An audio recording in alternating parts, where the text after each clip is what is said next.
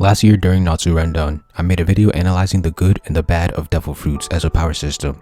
I pointed out specific flaws that could grow more problematic, and with One Piece chapter 144, they've manifested.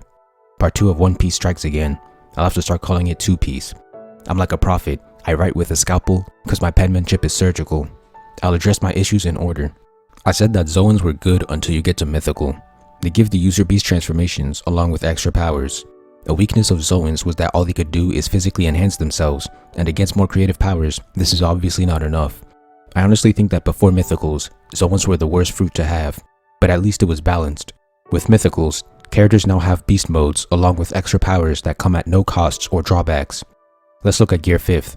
Model Nika is a mythical Zoan fruit that, according to chapter 1045, allows the user to transform and gives the user paramecia abilities.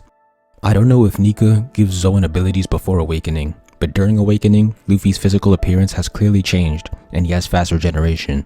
As for paramecia, he has that unawakened, and in awakening, he has the paramecia style of powers, turning your surroundings into your material. So his mythical doesn't just give him extra powers, it gives him extra paramecia powers, essentially making his fruit a fusion of Zoan and paramecia, and all that with no costs. I said I was fine with Zoan awakenings because they gave increased power at the cost of intelligence, but Gear 5th comes along and keeps the strength, but erases the weakness. Luffy can transform and has super fast regeneration, but he keeps his intelligence. I had an issue with paramecia awakenings because at the time, it gave Doflamingo and Katakuri Logia-like powers with no drawbacks. Now, Luffy has the same thing. He can turn his surroundings into rubber with no costs. So far, we haven't seen him manipulated with just his mind like the other two, so it's not as big of a problem alone, but if he ever does, it will be. In my Devil Fruits video, I explain how some fruits were balanced, how some were not, and how One Piece had been moving towards more unbalanced fruits and abilities. Gear 5th just manifested 3 of the problems I listed back then. First, it took the mythical Zoan problem to another level by giving a Zoan additional paramecia powers. Second, it removed the drawback of Zoan awakenings. Third, it simply continued the broken nature of paramecia awakenings. Side note, Law and Kid also awakened, but their awakenings were creative. Their powers were not based on a material, so instead, their awakenings allowed them to center their powers on outside objects or people instead of just themselves. I'm fine with this because it isn't turning into a Logia, it's just extending the reach of your ability. In conclusion, I have outstanding foresight.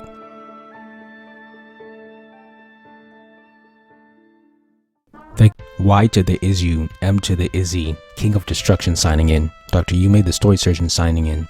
You know I write with a scalpel, cause my penmanship is surgical. Chainsaw Man's manga is apparently going to have a part 2, and I can't wait to see what type of masterpiece it'll be. Today, I want to make predictions for what I think will happen in part 2 of this example of peak fiction. My first prediction is that Reize will be revived. Why do I think this? Well, characters have been revived before in this manga. Aki came back as a devil. Makima manipulated the past devils, and they were kind of alive. And finally, Makima was reincarnated at the end of the manga. Reize was a hella popular character, so the chances of her being brought back from the dead, either by revival or reincarnation, are pretty good. When she comes back and meets Denji, they're gonna have a sex scene. Here's my explanation. Denji already had a little something going on with her when she was alive, so all that needs to happen is for her to reciprocate his feelings. Next, Chainsaw Man has sketchy art just like Tokyo Ghoul. In Tokyo Ghoul Re, specifically, Kaneki has an entire chapter dedicated to him and his girl having sex. Chainsaw Man has been even more sexually explicit than Tokyo Ghoul, so the chances of Denji banging it out on screen are pretty high. It'll be the bomb. I predict that the scene will last 5 whole chapters. The entire time, it'll just be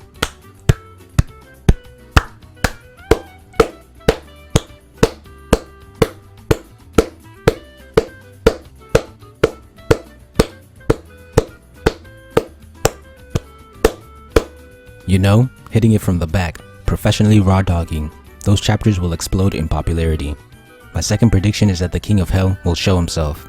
We know that devils come from hell in the manga, and it's a pretty reasonable assumption that there's some kind of leader or creator of these devils. Since battle manga love to raise the stakes, I believe that the King of Hell will appear in part 2, most likely as an antagonist. I predict that Denji will have a fight with him, in which the former gets circumcised. Chainsaw Man has been no stranger to bizarre events, so the King of Hell stopping to help the bro get his meat shaved is not crazy.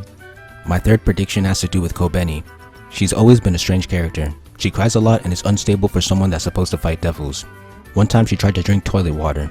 She also had some scene of her dancing in an arcade game. So here's my prediction. Kobeni accidentally dances off a skyscraper. Peep game. Chainsaw has always been a fan of killing his characters, right?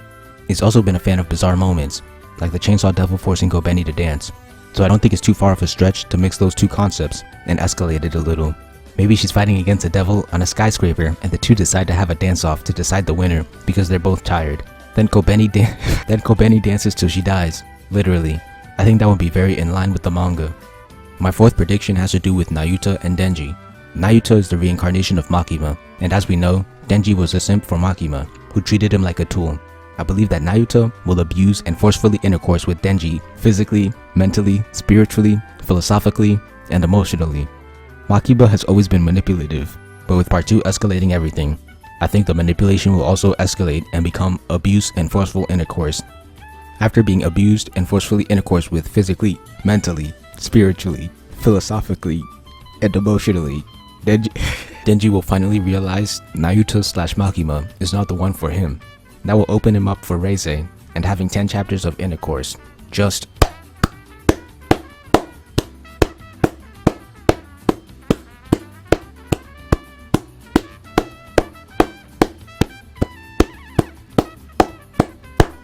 Reise might even become an ally after this, and they'll be a dynamic duo. My fifth prediction is that Aki will come back either through revival or reincarnation and become the protagonist.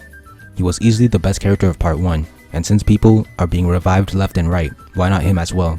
He'll steal the role of protagonist from Denji, and he might even come back with control over the Gun Devil's powers like Denji. Then he'll shoot Denji to death, then Denji will come back to life. Those are my 5 predictions for Chainsaw Man Part 2. Can't wait to see this masterpiece.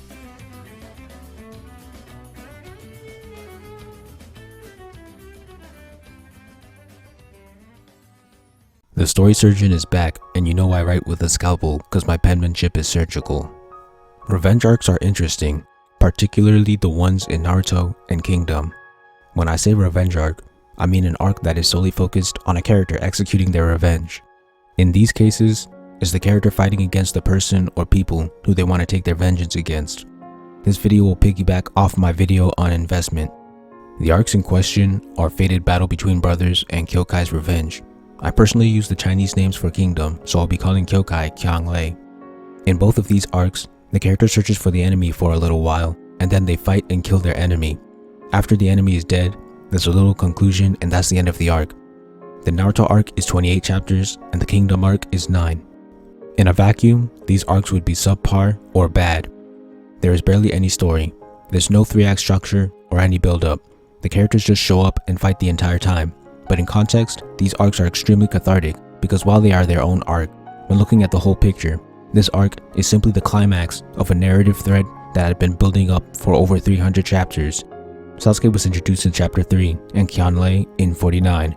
Both of these characters had their backstories, in which loved ones were slaughtered, play a major role in their character. They influenced their personality, goals, and character development. When they first said they wanted revenge, the payoff of that revenge was set up and we knew it was coming. The longer the story went on, the higher the anticipation for the resolution to the narrative thread became. We became invested in the characters and their eventual revenge. Additionally, like I said in my video on investment, revenge is a universally relatable concept. Everyone knows what it's like to want revenge, and everyone knows how cathartic and satisfying it can be once that revenge is executed. These revenge threads take advantage of that relatability and amplify it through their avengers, increasing the amount of investment the audience has in the thread. This results in revenge arcs with primarily action being one of the most entertaining arcs in their respective stories, despite having very little going on in a vacuum. In conclusion, revenge arcs are able to be simple yet satisfying by capitalizing upon the buildup of several chapters and the relatability of revenge, and then making the arc a grand climax to everything that had been built up. Hold up, wait a minute. Y'all thought I was finished? Y'all thought only Naruto was a ripoff? You know I write with a scalpel because my penmanship is surgical. Dr. Yume signing in to sprinkle greatness on your feed. Boku no Hero Academia is a ripoff of Naruto, and I'll prove it, starting with the main characters. Both MCs have spiky hair. They are also both underdogs who are late to their profession in some way. Naruto graduates later than his classmates, and Deku gets his quirk at 14, while his classmates had them before puberty. Both MCs also don't have a dad present in their life. Both also have some kind of mentor figure that validates them in the first chapter, Iruka and All Might. The MC and mentor work together to save the day in the first chapter. The MCs have a special power inside of them that is somewhat sentient. The MC also has a crush on the mainest female character who is a part of a trio with them. Both MCs have a rival who is talented. The rival has fire powers. The rival also has a story arc where he is taken by the villains and the heroes try to save him. They are also both tempted by the antagonist to join the dark side. Both stories have a multi-stage tournament ending in 1v1s. In the tournament, both MCs have two 1v1 fights. During their second one, they have a philosophical battle against a strong fighter with family issues that is self-deprecating. The main character doesn't win the tournament. There's also a character that can manipulate shadows who has over 2 battles in the tournament. Sometime in the arc, the shadow user works with the MC. In Naruto, it's when the sand attacks. In Hero, it's in the cavalry battle. After the tournament, the next arc has the MC training with a white-haired old man who trained someone close to the MC in the past. Jiraiya trained Minato. Torino trained All Might. Both characters learn a new ability that they use at the end of the arc. Both MCs have a fight where they use a similar strategy. They are fighting a character that's too fast for them, so they find a clever way to eliminate movement and hit the opponent with a powerful attack. Naruto fought Kabuto and Deku fought Muscle. Next, there's a legendary trio made up of 2 boys and 1 girl, the Sannin and the Big Three. The second guy has dark hair and is reserved, while the other 2 have light colored hair. The Big Three are also similar to Team 7, an optimistic underdog with blonde hair, his black-haired best friend, and a girl to complete the trio. Mirio's abilities are very similar to Obito's. Both can phase through things and use their power with precision and prediction to phase only what needs to be phased, while combining this with hand-to-hand combat, making them deadly. Speaking of Obito, both main characters have a sensei who had a friend that died in the past. Now, this character is alive and is part of the main antagonist group. He also has the power to warp people. Kakashi and Obito, Aizawa and Kurogiri. Finally, both have a big war. Those are all the stolen ideas I could think of, but I'm probably missing some other stuff. Let me know in the comments. Hero isn't done, so it still has time to rip off some more. I made a video about how Naruto was a ripoff.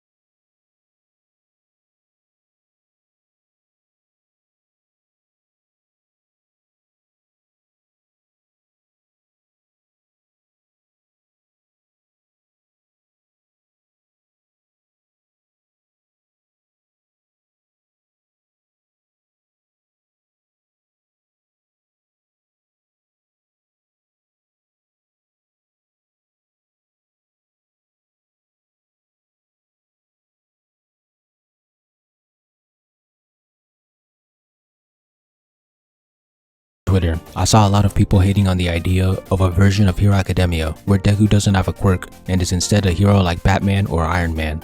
I want to examine why this idea is possible and why it could make sense. I'll start with 2 Pixar movies that are relevant to my argument from a thematic standpoint.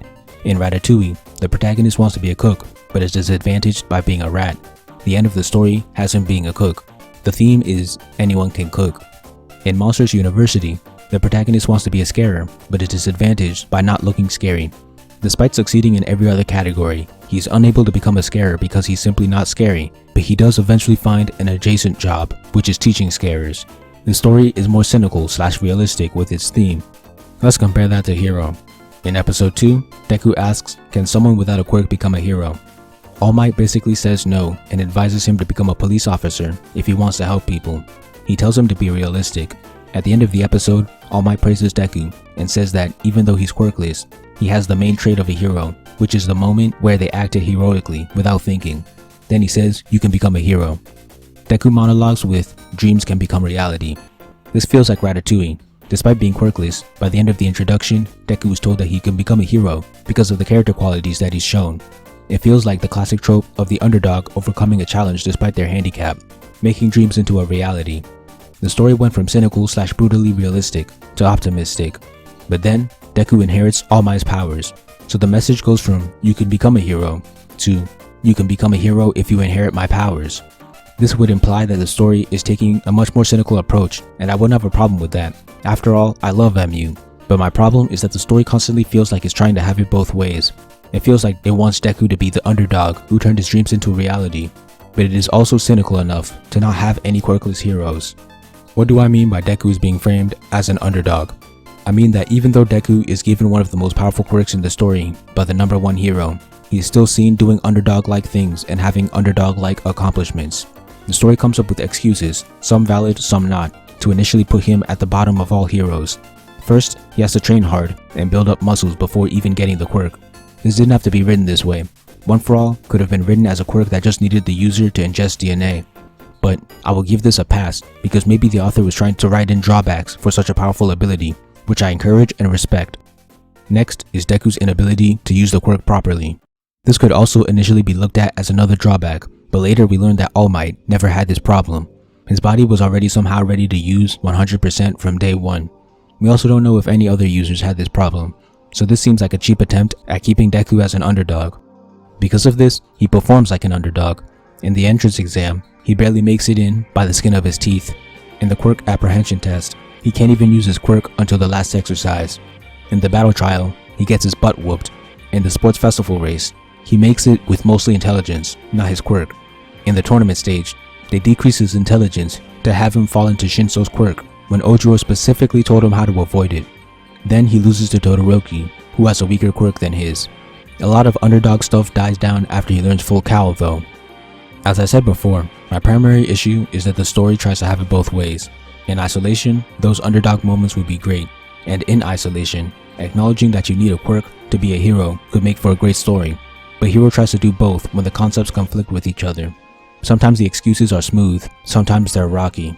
In the Shinso fight, Deku acknowledges that he's blessed and doesn't even have a rebuttal for Shinso. Yet this blessed person is constantly framed as an underdog.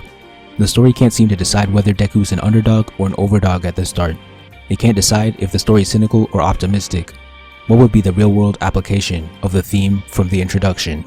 At the start, it seemed like it was, sometimes you need to be born with specific traits in order to do specific things, like Monsters University. Then at the end of episode 2, it felt like it was, you can make your dreams into reality if you have the right mindset, like Ratatouille.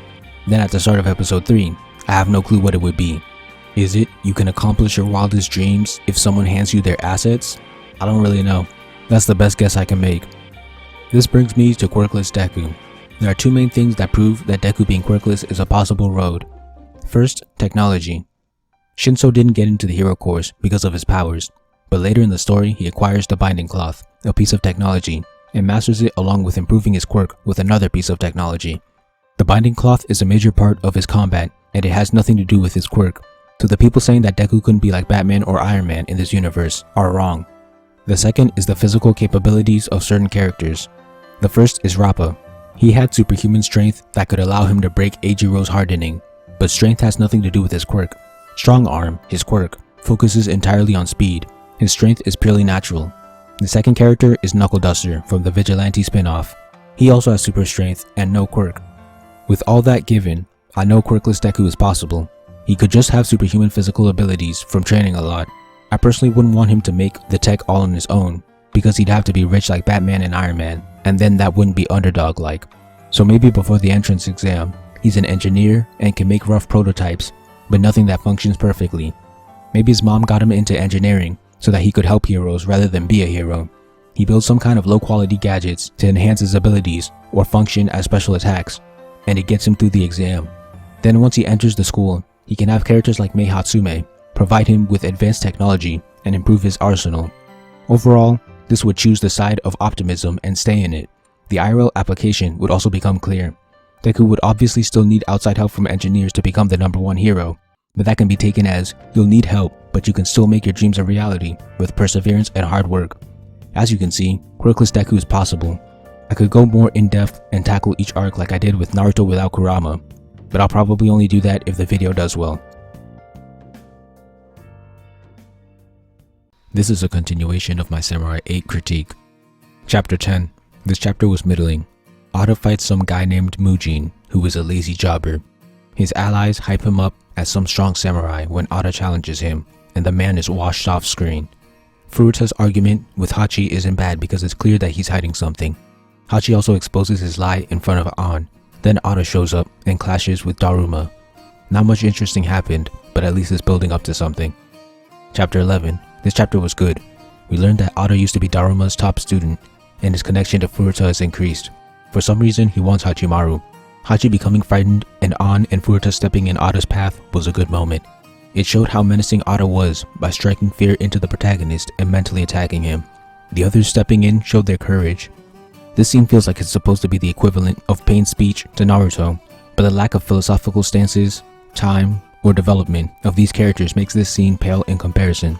Furuta attempting to sacrifice his life for Hachi was good. Oda seems to be defeated by Furuta's new trick. Chapter 12. This chapter was good. Furuta taking a blow for Hachi shows his love for him. Oda's powers aren't making much sense and they've never been clearly defined. He can telekinetically control his katana, but he can also explode someone else's. Hachi has a flashback of his dad as he's dying in his arms. We see how much his father cared for him. Daruma being put out of commission was a wise decision to allow for this entire event to happen. Seeing his father dying gives Hachi the courage to stand up to Oda. Hachi, Hayataro, and An work together to fight Oda. The flashbacks as Furuta watches enhance the emotional impact of the scene. After taking a lot of damage and hearing words of encouragement from his father, Hachi ends the chapter with the final strike. Chapter 13. This chapter was okay. Hachi uses creativity to make his attack effective, but it's not enough, so Daruma finally steps in. He defeats Oda easily with a move that seems inconsistent with the already vague power system. Furuta can't be saved and Oda is not dead. He leaves a message and shows off his Hachi clones. Chapter 14. This chapter was the best so far. We learn about Hachi's brothers and the reason for their existence. The original 7 were supposed to be the 7 keys, but Hachi's existence interrupted that. Oda's goal is to get Pandora and Mandala's box and become a god. Furuta explaining that he was actually going to kill Hachi at one point was a powerful moment. The dialogue as he's passing away is amazing. At the end of the chapter, he dies. Chapter 15. This chapter was okay. Daruma explains Oda's past and gives some exposition for the world. Hachi being the key to destroying the world or saving the world is very reminiscent of the Child of Prophecy in Naruto. An cuts out her tsundere crap, and Hachi vows to avenge his father.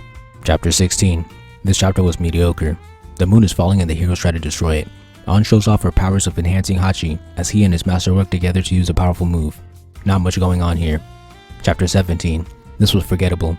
Daruma does a lot of expositing. At the end, the heroes are about to fight some duo. Chapter 18. Ryu, the samurai in the duo, shows off his fighting skills and develops the power system clearly. He's eventually beaten by Daruma. The fight was weak. A festival for gaining money is brought up at the end. Chapter 19. This chapter was good. After some exposition, Hachi and Ryu fight. Ryu has 2 souls and can manipulate his weapon like Scorpion from World Trigger.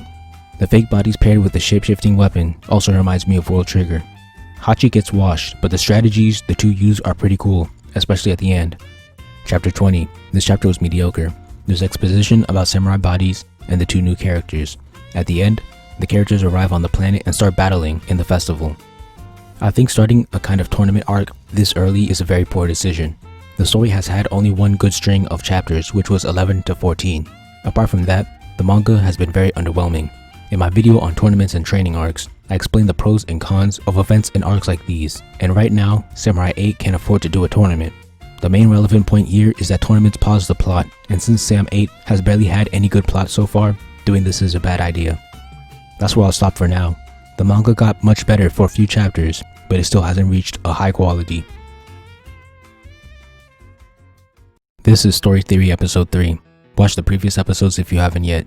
In this episode, I'll be going over narrative techniques. These are basically special moves that writers use to enhance their writing. A story can be good by just mastering the 4 pillars, but narrative techniques add flair to the story. I'll start with the types of talking: dialogue and monologue. Dialogue is a conversation between at least 2 people, while monologue is a speech where only one person talks. It can be to others, but it's not a back and forth. Inner monologue is the thought that characters have in their head. All of these can be used to deliver exposition or develop characters. How to make these interesting and engaging is another topic that I'll eventually analyze in the future. The Monogatari series and Bunny Girl Senpai are 2 anime that do this extremely well. The next technique is point of view. This is basically what character a scene is following. The POV doesn't always have to be the protagonist. This technique can be used to strategically give or withhold information from the viewers or create a certain effect. For example, if I wanted to make the hero protagonist feel like a menacing figure towards the villains of the story, I could have the scene be from the villain's POV as the hero takes them down and leaves them in fear. Another example is if I have a mystery story and one of the characters knows the answer to the mystery, I could avoid showing their POV to keep the audience out of the loop. Next is backstory, which is the events that happened to the character before the plot began. This can be used to develop characters and setting. Anime like the Big 3 and many battle manga use this technique exceptionally. Next is flashback and flash forward. These are scenes where the story temporarily moves back or forward in time. Flashbacks can be used to show backstories, remind the audience of scenes that have happened, or add a new event that happened off screen. Flash forwards can be used to get the audience excited for an upcoming event, create mystery, or serve as a hook, which is something that captures the audience's attention. Next is in media res. This is a technique where the story starts in the middle of an event. This can be a flash forward, or the story can just continue from there and fill in the audience on the details later. The technique is also used as a hook to immediately get the audience's attention. Like a flash forward, it can also create mystery. Next is show don't tell. This is a technique where instead of using exposition to get a point across, they use imagery and visual examples. For example, instead of saying the room was messy, the writer would describe multiple specific examples of how the room was messy. Next is foreshadowing. This is when the writer hints at something before it happens in the story. Foreshadowing can be executed through speech, narration, or even visuals. Foreshadowing can be helpful for making plot twists more digestible, but it doesn't automatically mean that the plot twist is well written. Next is Chekhov's gun. This is essentially a higher level of foreshadowing. The quote associated with this is, "If in the first act you have hung a pistol on the wall, then in the following one it should be fired, otherwise don't put it there." End quote. This ties into my theory of stories being chains of setups and payoffs. The gun on the wall is the setup, the firing of the gun is the payoff. Using this technique requires planning and foresight in one story and is extremely satisfying to see. Next is red herring. This is basically a foreshadowing fake out. The writer makes it seem like X is being hinted at being Y, but in reality, X is not Y. These are effective distractions and mysteries to keep the audience on their toes and in suspense until you reveal the answer. Next is audience surrogate. This is a character that is in the same position as the audience knowledge-wise. The primary purpose is for delivering exposition. For example, if the story is fantasy or sci-fi, the writer has to explain the setting and the unique functions. So the writer will have an audience surrogate who's as ignorant as the audience and have another character explain everything to them. This is superior to simply expositing with narration because it feels more natural. Next is four-corner opposition. This is a technique defined by John Truby in The Anatomy of Story for building conflict. This is a technique where the protagonist is pitted against the antagonist and secondary opponents. An example from Hamlet is where Hamlet is the hero, Claudius is the main opponent, and Gertrude and Polonius are secondary opponents. Each opponent should use a different way of attacking the hero's greatest weakness. John Truby says to place all characters in conflict with each other. He also says to put the values of all four characters in conflict. Think of a cluster of values for each character. Each value has a positive and negative side, which can then be used as a mistake as they fight for what they believe in. For example, determined and aggressive, or honest and insensitive. More advice he has is push the characters to the corners. Make each character be as different as possible. Extend the four-corner pattern to every level of the story. like institution, family, society, etc. For example, the Iliad has four-corner opposition within the Greeks and within the world. Seven Samurai has it within the samurai and within the world. A New Hope and Batman Begins are other movies I've seen using this. Next is Deus Ex Machina. This is actually a technique that should be avoided. Oxford defines it as an unexpected power or event saving a seemingly hopeless situation, especially as a contrived plot device in a play or a novel. The reason it should be avoided is because it often goes against my narrative chain method. For recap, a narrative chain is a chain of setups ending with a payoff. All chains belong to one of the four pillars of story. I explained this in episode 1, but I only now gave it a name. With a Deus Ex, the solution of the problem usually doesn't stem from one of the several chains being set up. It often comes out of left field. A Deus Ex can be foreshadowed, but that doesn't make it much better. For example, watch my video on JoJo Part 5's ending, where I explain how the stand arrow is a Deus Ex Machina. Next is unreliable narrator. This is self-explanatory. It is a narrator that gives the audience false information. This can be used to sustain mystery and control the amount of correct knowledge that the audience has. Next is juxtaposition and foils. Juxtaposition is defined as the fact of two things being seen or placed close together with contrasting effect. This can be done for characters, setting, themes, and even plots. For example, the Soul Society arc and Arrancar arcs in Bleach are juxtaposed, and so are the settings for Soul Society and Hueco Mundo. There are two main ways I know how to juxtapose. The first is by having two things be complete opposites, which I'll call total juxtaposition. The second is by having two things be similar except for one difference, which I'll call minimal juxtaposition. Characters are the main conduit for this technique, and when they are called foils. Things that can be juxtaposed in a character are designs, personality traits, philosophy, and skill sets. An example of total juxtaposition is Superman and Lex Luthor. The former is extremely powerful and virtuous, while the latter is physically average, but extremely intelligent and evil. This type can force both characters into uncomfortable situations, especially in terms of their skill sets and positions. Superman can't just punch his way through problems that Lex poses, and Lex has to find creative ways to take down Superman. An example of minimal juxtaposition is Robin and Slade in Teen Titans. Both have similar fighting styles, don't trust anyone, and are obsessive with their objectives. The story explicitly points out how alike they are, even having Robin eventually become Slade's apprentice. This is used to highlight one of Robin's traits, which is that he has friends and he eventually has to put more trust in them. Next is metaphor. Metaphors and similes are more easily applicable in text-based stories, but they can be used in visual stories as well. A metaphor is basically when one thing symbolizes another thing. For example, Naruto's conflict with Kurama can be seen as a metaphor for his inner demons, and once he conquers them, his chakra mode symbolizes that he's overcome it. In Avatar, Zuko's struggle with lightning bending is a metaphorical representation of a struggle with his identity. Next is allegory.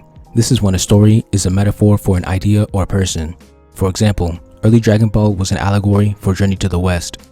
Tokyo Ghoul, specifically Kaneki's life, is potentially an allegory for Metamorphosis by Kafka, and Vash the Stampede from Trigun is potentially an allegory for Jesus. Next is subversion. This is a technique where the writer builds up to one thing, but then resolves the chain in an unexpected way. The writer makes us have expectations based on the conventions and tropes in other stories, but then subverts them. This is a dangerous technique because it can easily mess up a story if the subversion is prioritized against the narrative chain.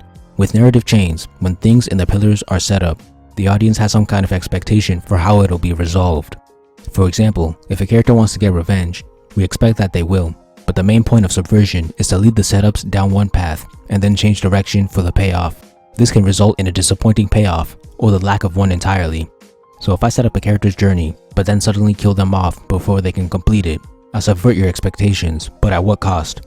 The cost is a lack of a payoff, catharsis, resolution, and satisfaction. And according to my application of narrative chains, this is bad writing, regardless of how realistic it is.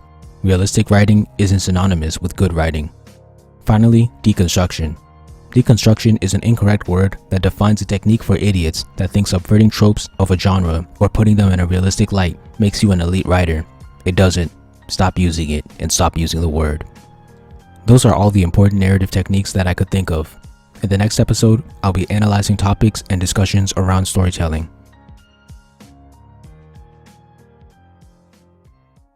Slam Dunk is a legendary sports manga that has achieved peak sports, and today, the Subversion King and King of Deconstruction will show you just how amazing it is. Slam Dunk's first accomplishment is being old. It started in 1990, and everyone knows that old manga are immediately classics. making Slam Dunk peak fiction and peak sports. I could end the video right here, but I'll continue to show you all just how amazing this manga is. Its art is phenomenal, breathtaking, heart-stopping, and life-taking. I almost died just looking at it. That's how good it is. The art is so photorealistic. Like Berserk, in an interview, Inoue said that he creates real-life models for the characters and setting in his mind and simply draws them on paper, which is why his art is so good. It's so realistic. Every artist that has ever picked up a pen or brush is envious of his artwork. They even have recent interviews stating their jealousy of his realistic art. It's so realistic. Everyone knows that good manga art is defined by how realistic it is. Things like panel flow, camera angle, spacing, posing, and cinematography mean absolutely nothing. The realisticness of a manga's artwork is what matters the most.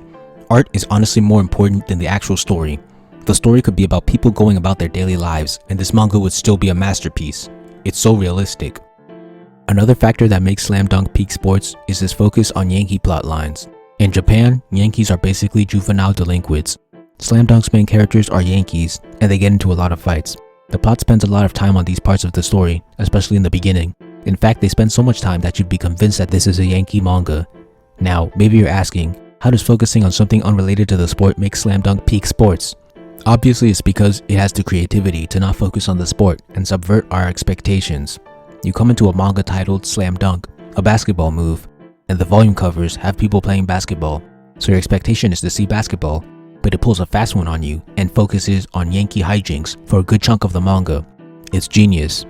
There is a quick break for the first basketball match from chapter 26 to 48, but after that, the manga goes right back into the Yankee goodness.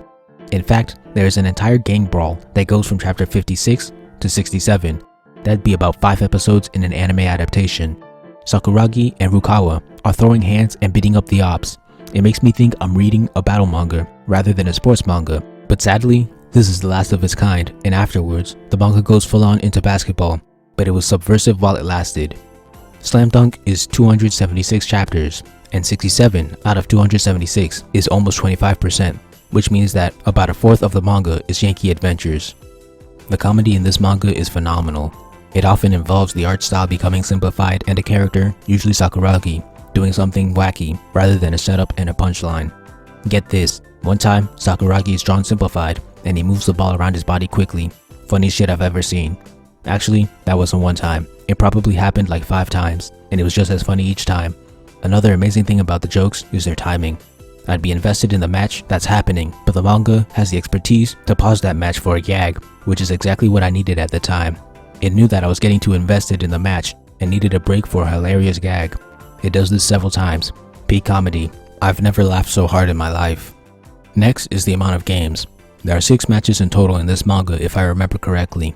There's the Ryonan practice, Shoyo, Kainan, Ryonan rematch, Toyotama, and then the last team, Sano. In the Kanagawa prelims, the first 4 rounds are summarized. Takezoto, which is between Kainan and Ryonan, is summarized. Their match against Iowa is just summarized as them losing badly. In Haikyuu, 276 was during the match against Inarizaki. This is Haikyuu's 11th match, and that's only counting official matches, no practices. Kuroko had 20 by this chapter, and that's only counting official matches. I'm not sure how many matches were summarized or skipped, but I know that each of the members of the Generation of Miracles is played against at least once, which makes 5 matches. Aomine's team is played against at least twice, which makes 6, and then Aomine played against Kisei, which makes 7. By 143, Ahiru already had 4 full matches. Slam Dunk clearly has a slower pace for having matches, part of which is thanks to the Yankee adventures at the start, but that's what makes this manga brilliant. It only gives the viewer a small amount of what they came for, which is subversive and indicative of peak fiction and peak sports. Finally, the manga starts 2 romantic plot lines that go absolutely nowhere. The first is Sakuragi liking Haruko, and the second is Miyagi liking Ayako. Haruko is oblivious to Sakuragi's feelings for the entire manga, and by the end, they still aren't together. He even has a scene where he sorta confesses, but this obviously goes nowhere. Miyagi is more explicit about his feelings, but this also goes nowhere, because they don't end up together. So what was the point of starting these plot lines that weren't going to be wrapped up? Subversion. Most good writers would go somewhere with this, but Inoue is a genius and subverts expectations by doing absolutely nothing with them. In conclusion, Slam Dunk achieved peak fiction by being old, having realistic art, focusing on Yankees rather than the sport, having rolling on the floor levels of comedy, a low amount of games, and romances that go nowhere. I write with a scalpel because my penmanship is surgical. Story surgeon signing in to sprinkle greatness on your feed. In the last video, I took advantage of Naruto's heritage when removing Kurama, but then I started considering if Naruto could have still been powerful with regular parents. Before I make my moveset, I think it'll definitely be harder for Naruto to survive because, as I said in my good protagonist video, a protagonist requires plot armor, and the Naruto manga definitely takes advantage of that plot armor in the form of Kurama.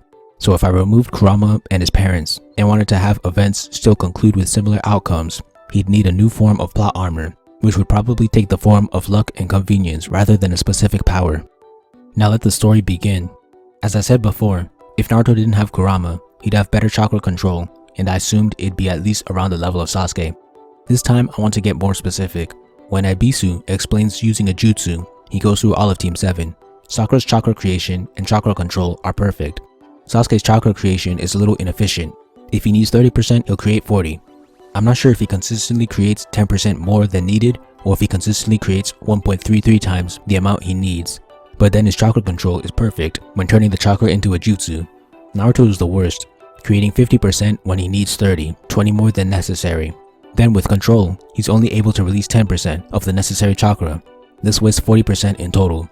In conclusion, when creating 3 clones, Sakura creates 3 and wastes no chakra, Sasuke creates 3 but wastes 10%, and Naruto creates 1 and wastes 40.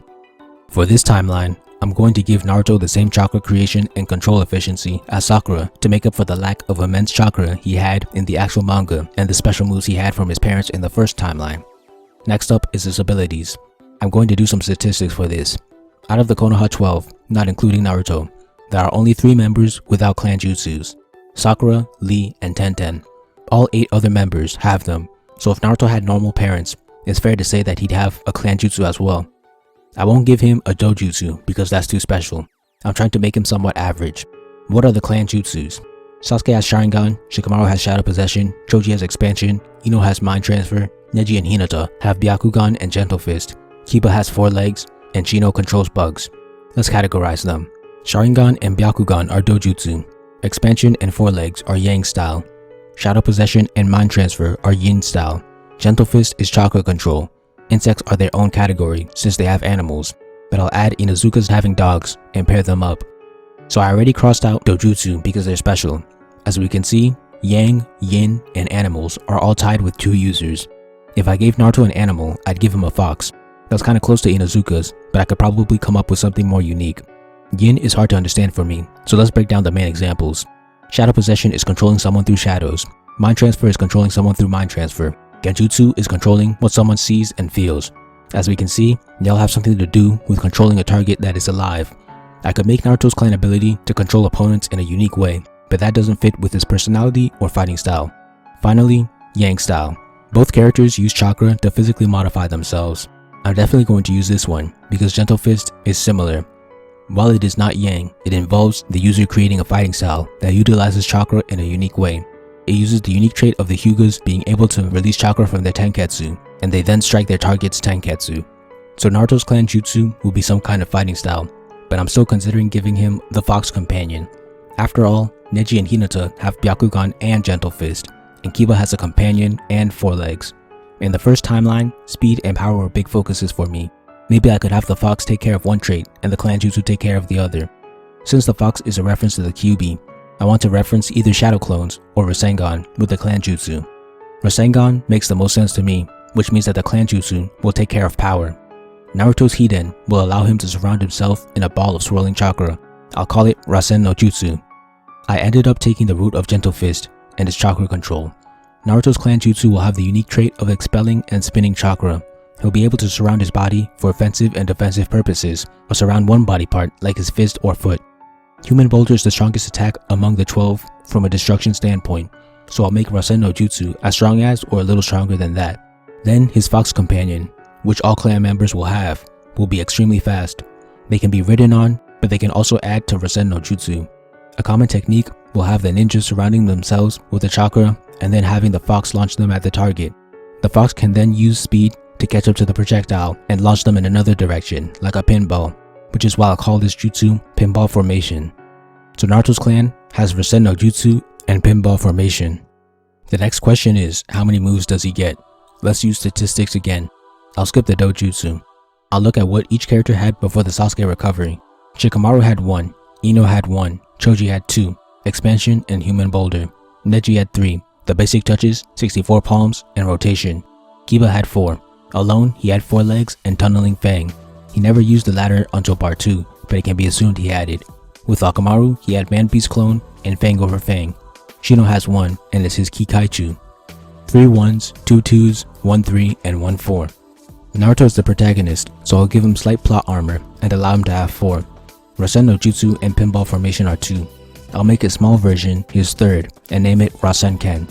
His 4th will be surrounding him and his fox, which I'll name Kurama, with Rasen no Jutsu and using the fox's speed to turn into a fast and powerful projectile. I'll call this bullet formation. Now, we have an averaged out Naruto. No Kyuubi, no Uzumaki powers, and no Hokage to teach him. He has the chakra creation and control of Sakura. He has a clan jutsu like most of the Konoha 12, and he has 4 attacks under that jutsu, which Kiba has. He also has an animal companion like Kiba and Shino. He still has transformation jutsu because it has no connection to Kurama and is a basic technique that is required to graduate. Now the fights. Mizuki is getting washed. Naruto could use pinball formation in place of clones against Zabuza. Kurama could distract Zabuza while Naruto turns into a Fuban Shuriken. Haku is getting bodied too. Naruto and Sasuke can ride on Kurama to avoid Haku. When Sasuke's Sharingan kicks in, he can fight with fireballs while Naruto uses bullet formation. When Naruto gets eaten by a snake, he can use Rasen no Jutsu to break out. Against Team Oboro, Kurama and Naruto could use any combination of jutsus. Sakura will still make the decoys. Kiba is a wash. Again, any combo of jutsus. Against Neji, Naruto could avoid Neji's attacks. Maybe I still want to show off 64 palms. After Naruto gets hit, Kurama can give Naruto his chakra, see what I did there? And they use bullet formation together to clash with rotation. After the two are blown away, Kurama turns it to Naruto and lays on the floor while Naruto digs underground. Once Neji realizes that Kurama is gone, Naruto uppercuts him. Finally, Gaara. Naruto uses Kurama's speed again. Now I don't have to skip 2K Barrage and I can replace it with pinball formation. We can say that after Naruto trained between the exam, he gained better chakra usage for him and Kurama, and now their jutsus are stronger. He can summon Gamabunta on his own or by merging chakra with Kurama. I'll stop at the same place. In the end, I didn't need to give him enhanced luck as plot armor. Here, his plot armor is imitating the best in the 12. Sakura has the best chakra control, so does he. Kiba has a pet and a clan jutsu, so does he. Kiba has 4 techniques, and so does he. Honestly, I think this timeline is superior by miles. He has a unique clan jutsu and fighting style that actually looks like something one of the Konoha 12 could have had as Genin. I always thought that the Konoha 12 had some of the most creative jutsus, so creating something along those lines was extremely fun. I also found ways to make references to Naruto's actual abilities. This is a much more convincing argument because in the real Naruto, he has Kurama. In my first timeline, he has large chakra and Uzumaki jutsu and Minato's jutsu. But here, I use statistics to make him fit in with the Konoha 12. If you want to see more, you know how to show that. Story Surgeon signing out.